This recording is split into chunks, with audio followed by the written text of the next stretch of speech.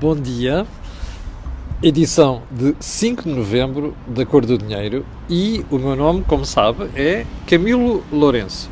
Bom, nas últimas duas sessões temos experimentado dificuldades complicadas do ponto de vista de som. Eu estou convencido que hoje isso já não vai acontecer, porque as correções que eu tinha que fazer e os acertos que tive que fazer do ponto de vista de software parecem estar feitos. Bem, mas antes de começar, quero perguntar a quem está aí a ver se hoje esses problemas já estão resolvidos. Quero agradecer também ao Ronnie Kuhn, acho que é assim que se chama. Pois, Jorge Oliveira diz que sim, parece que realmente está tudo resolvido. Mas quero agradecer, como dizia, ao Ronnie Kuhn, que ontem trocou aqui algumas mensagens comigo a fazer sugestões sobre acertos que poderiam tentar ajudar a resolver o problema. E de facto, não só os que ele me sugeriu, mas também aquilo que ele teve a fazer do ponto de vista de software, parece que resolveu o problema. Então, without further ado, vamos lá à edição de hoje. Período antes da ordem do dia, que é extenso. E para comentar o quê? Olha, nos últimos dias tem aparecido aí, na comunicação social, mas também nas redes sociais, referências a agressões a professores. Bom, há uma coisa que me faz impressão, é que nesta matéria da violência, já ontem comentei isto em relação a bombeiros, já comentei isto em relação a polícias e sobretudo a desproteção que o poder, ou seja, que o Estado vota a estas pessoas, mas o que me faz impressão é que de vez em quando aparecem notícias de comunicação social sobre violência e isto é uma explosão de indignação. No caso dos professores, o que eu vejo normalmente é proteger os agressores. Ainda há 2 semanas tivemos aqui conhecimento daquela história do professor que terá apertado o pescoço, não sei o quê, ou batido com a cabeça do aluno. É óbvio que violência, o que aconteceu, não justifica aquilo. Mas o que me faz impressão é que quando isto sucede com professores, normalmente a indignação não é a mesma. Ontem tive notícia, eu não sei se é verdade se não, de uma professora grávida agredida. Talvez a malta que se indigna com tudo e mais alguma coisa devesse indignar-se com isto também.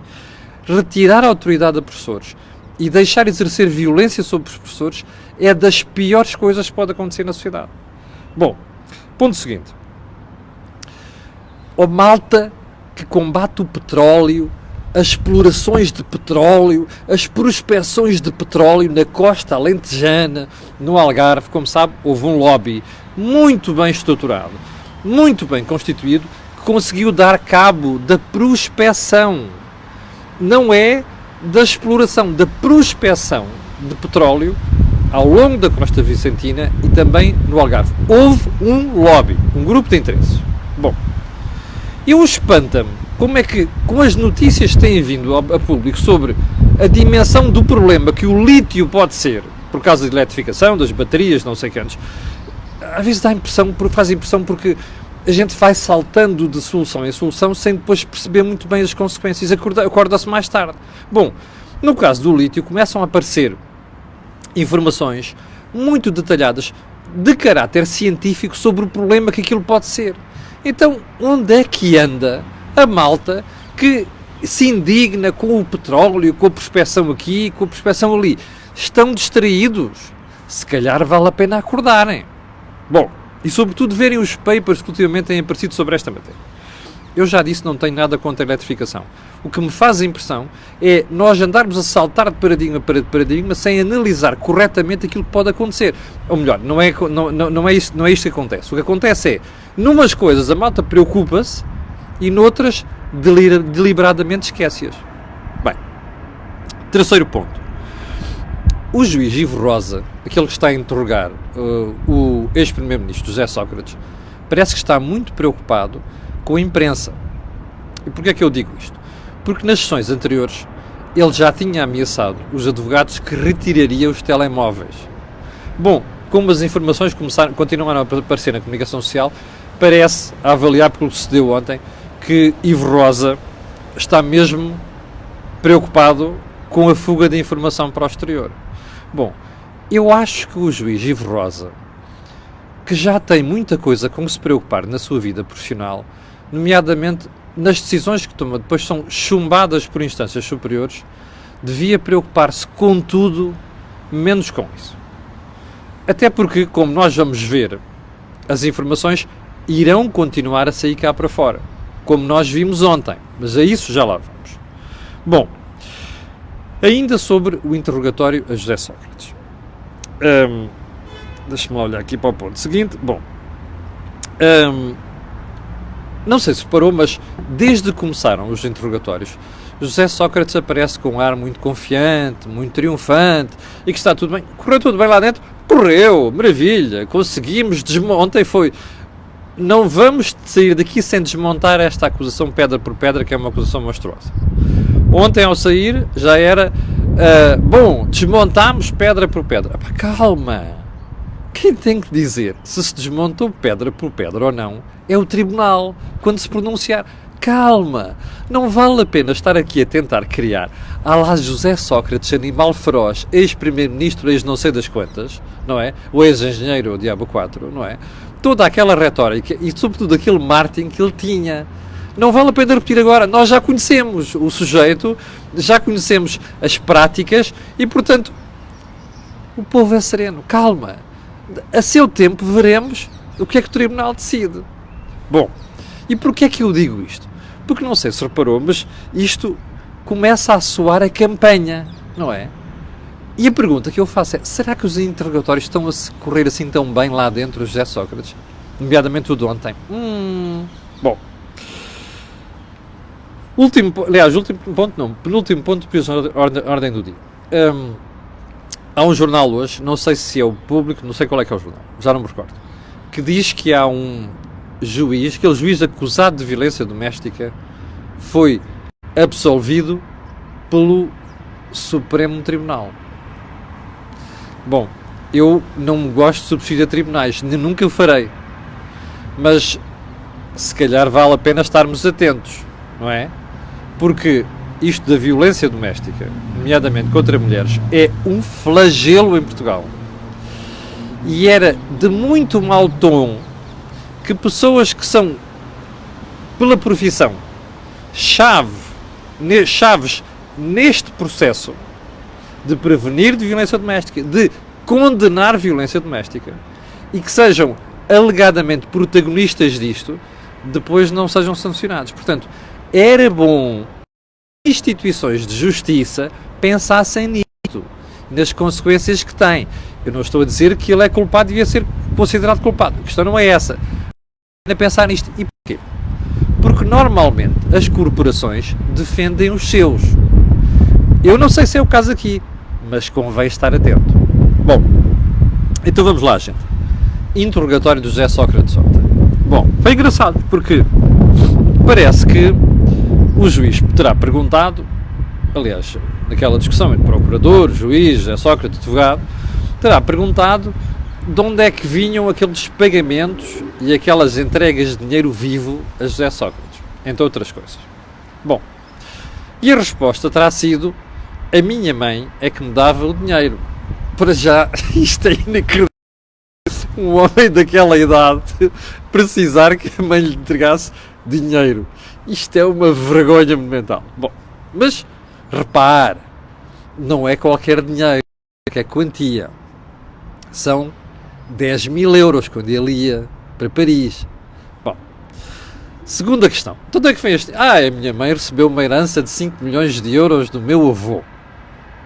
Bom, as heranças dão para muita coisa, de facto. Dão para muita coisa.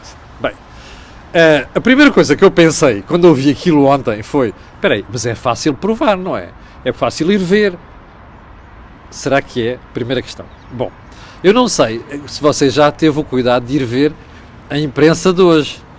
É que, salvo erro, o Correio da Manhã que diz assim: bom, não há forma de provar aquilo. Outro jornal, já não me recordo se é o isso, estou aqui sem cobertura no iPad e portanto não consigo ver, ao mesmo tempo estou aqui a falar consigo, diz que Sócrates nunca justificou aquilo porque não sabia qual era a acusação. Espera aí, então nós ouvimos fugas de informações do processo, com escutas pelo meio, a falarem de onde é que você justifica este dinheiro todo vivo que andou aqui a circular nas operações, decisões que você tomou, e não sabia que isto ia aparecer na acusação. Pronto. Mas já agora, eu tenho uma última pergunta só sobre isto. Espera aí. Então, a mãe recebeu uma herança de 5 milhões de euros do avô. Mas nós não ouvimos nas escutas, divulgadas amplamente nos últimos meses, aliás, nos últimos anos, que a mãe de José Sócrates era uma das pessoas a quem ele pedia, uma das pessoas que lhe pedia. Não ouvimos isso? Bom, tá, mas olha, eu não sou procurador, nem sou juiz, sou jornalista e, portanto, a minha obrigação é apenas levantar estas questões, mais nada. Eu espero que não sejam anjinhos, sinceramente. E consiga fazer justiça neste caso. Embora a gente esteja a assistir aí umas coisinhas que é para, se calhar falaremos um dia destes, ok? Bem, segundo ponto. Vamos mudar de agulha para a política nacional. Ontem ouvimos o nosso querido Pedro Nuno Santos, o ministro, anunciar o lançamento da obra de ligação de alta velocidade que vai ligar, passa a redundância, Évora a Badajoz. Epá, e eu fiquei a olhar para aquilo, estava a ver as imagens da televisão, fiquei a olhar para aquilo e pensei, peraí, eu devo estar doido, ou então estou a perder faculdades, porque eu tinha a sensação que já tinha ouvido aquilo, percebe? Peraí, mas foi uma das obras, ainda, quem é que eu tinha ouvido? Que tinha ouvido isto? Aquele rapaz que foi para o Parlamento Europeu e que esteve ainda pensado, entre aspas, para ir para comissário europeu, de seu nome, Pedro Marques, que foi um tipo que esteve no Ministério das Infraestruturas, para mim é igual, Ministério das Obras Públicas, como antigamente se chamava, e anunciou tudo e mais alguma coisa, mas depois a gente ia ver e dizia assim, peraí, ele já anunciou esta linha não sei quantas vezes, e depois, peraí, então, mas já foi feito, não foi feito, e já tinha sido anunciado 3 vezes, bom, e fui ver, fiz um Googlezito, um conselho aos ministros e aos políticos, vocês não se esqueçam que hoje em dia não é preciso as bibliotecas, nem é preciso ir aos arquivos de jornais, a gente tem um arquivo permanente digital chamado Google, é só googlar, não é? Estas coisas aparece tudo. Bom, então, o que é que eu descobri? Como qualquer português deve ter descoberto ontem com 2 dias de testa, que é, faça um Google ligação Évora Badajoz. O que é que vai aparecer ali? 3 momentos excelentes de lançamento daquela obra. Olha, primeiro foi, salvo erro, em março de 2018. O segundo foi em 2019, não me recordo, não tinha aqui agora a cábula, o print. Agora esta é a terceira. A primeira por Pedro Marques, sozinho, não é? Ele gostava muito de anunciar coisas, com aquele ar muito simpático e tal. Depois ele e António Costa, e desta vez foi Pedro Nuno Santos. Bom, eu até acredito que com Pedro Nuno Santos a coisa vai ser feita, porque Pedro Nuno Santos não brinca em serviço. Aliás, já sabe que eu tenho até a simpatia pelo Pedro Nuno Santos, costumo gozar aquela coisa de tremer as pernas e tal, mas tenho simpatia por ele. Aliás, gosto mais de Pedro Nuno Santos que de António Costa. E vou dizer porquê. Porque Pedro Nuno Santos é um assumido, de esquerda. Eu sei o que é que vem dali, é como o PCP. Já com o António Costa é como o Bloco, nunca sei o que é que vai aparecer. É isto, é aquilo, é o que der, percebe? É vacas a voar, é vacas na terra, é tudo. Portanto, eu tenho a simpatia de Pedro Nuno Santos. Bom, desta vez eu até acho que vai para a frente. Mas há uma pergunta que fica. Espera aí, mas a malta pensa que nós somos estúpidos.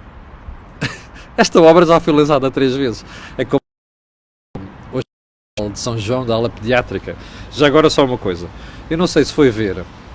Eu, na discussão no Parlamento, ouvi António Costa dizer que aquela obra tinha sido lançada 2 vezes. Eu ainda estou a investigar. A informação que eu tenho é que não. Mas ainda estou a investigar. Aqui devemos voltar a esse assunto, que eu acho que é vergonhosa a forma como se faz política em Portugal, nomeadamente como o Primeiro-Ministro faz política. Bom, terceiro ponto. Ontem assisti uma das coisas mais incríveis da minha vida recente.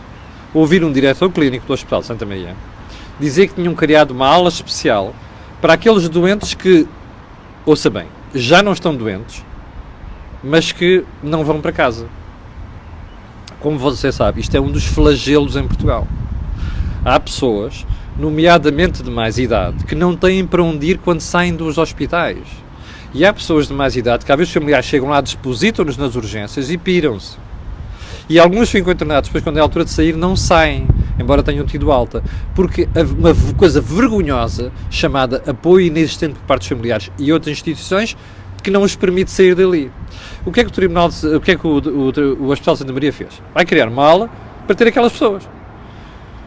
E depois o dizer assim, bom, não, isto aqui não é um lar. Então é o quê? Eu não quero saber se chama lar formalmente. Na prática é um lar. Duas coisas só sobre isto. É o hospital que tem que fazer aquilo. Não é. Ou são os familiares e deviam ser responsabilizados por isso. Ou então, nós devíamos ter instituições do Estado, da Segurança Social, ou então um protocolo com as misericórdias para acolher aquelas pessoas. O que não se pode fazer é estar a criar um espaço num hospital, até pelas condicionantes clínicas, bactérias, infecções e não sei o quê, que são típicas dos hospitais. Eu já tive um familiar que morreu com uma bactéria apanhada no hospital. Eu sei o que é isto, conheço isto na primeira pessoa, percebe? Como qualquer pessoa que frequenta hospitais sabe. Não faz sentido fazer aquilo. E não faz sentido por questões de segurança das pessoas, não faz sentido pelos orçamentos dos hospitais, e infelizmente não é só o Santa Maria, isto é um problema geral e nacional, e não faz sentido do ponto de vista das funções do Estado, não é? Da Segurança Social. Ou será que a Segurança Social não funciona? Se calhar é o segundo ponto, não é? Tristeza. Assim como é tristeza ver os familiares largarem as pessoas nos hospitais, mas enfim. Quarto ponto. A banca quer mesmo cobrar juros negativos. Como sabe, o Banco Central Europeu começou a cobrar juros negativos aos bancos. Então os bancos querem transferir isto para as grandes instituições.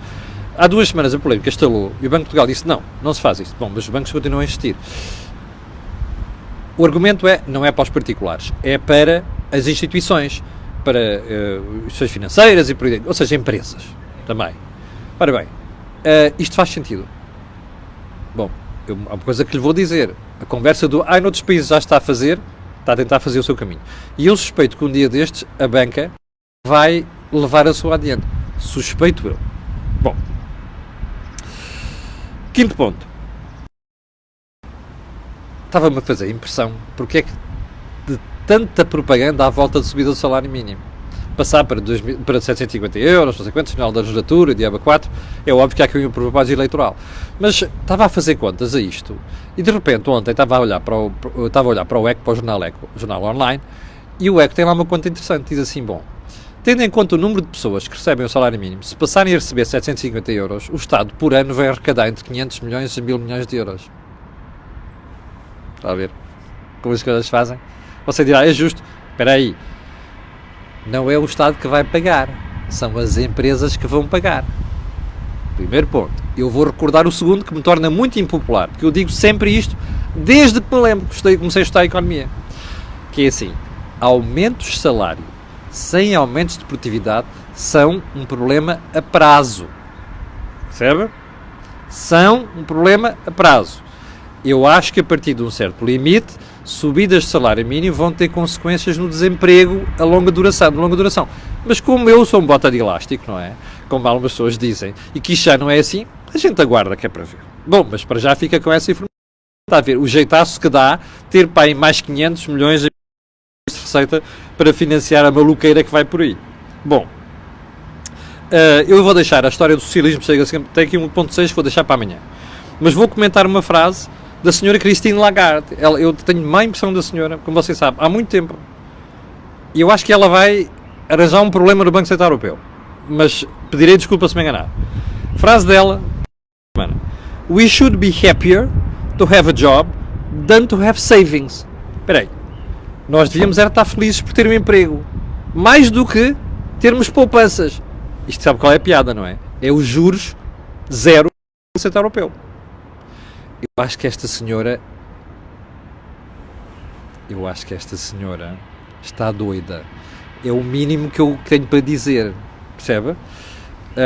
E um dia deste é de explicar porque isto é uma butade lamentável, dita pela pela atual presidente do Banco Central Europeu. Mas não fica por aqui. Estas proezas de Bruxelas e Frankfurt. Amanhã voltarei com um assunto diferente. Bom, às 2.500... tenho que ter quinta-feira, por volta das 17 horas, porque os meus comparsas não podem fazer mais tarde. Portanto, quinta-feira, por volta das 17 horas. Quanto a nós, eu quero agradecer às 2.500 pessoas que estão em direto, quero pedir desculpa pelos problemas de som dos últimos dias e quero pedir aquilo que peço sempre. Olha, é só colocar um gosto e fazer partilha nas redes sociais.